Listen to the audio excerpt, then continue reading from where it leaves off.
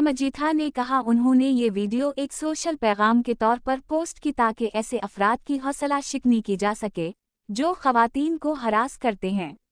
उनका मकसद दीपक की शोहरत को नुकसान पहुंचाना नहीं था। दीपक ने इस सिलसिले में एक वकील से भी राब्ता किया और उसे बताया कि ऐसा कतई इरादे से नहीं हुआ, मगर इस दौरान उस वीडियो ने दीपक की शोहरत को शदीद नुकसान पहुंचाया, जिससे दीपक ज़हनी और नफ्सियाती तौर बेहद मजरूह हुए। वो न सिर्फ समाजी तौर पर बदनाम हुए बल्कि अपनी फैमिली और दोस्त अहबाब में भी बदनाम हुए।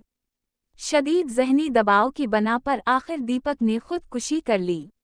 42 साला दीपक के वालिदैन ने शर्मजीठा के खिलाफ FIR दर्ज करवाई, जिसमें इल्ज़ाम लगाया गया कि शर्मजीठा ने दीपक को खुदकुशी करने पर मजबूर किया और वो इस मामले में बराह रास्त मुलव्वस है, ख़ास तौर पर जब दीपक ने इल्ज़ाम की बार बार तरदीद की थी।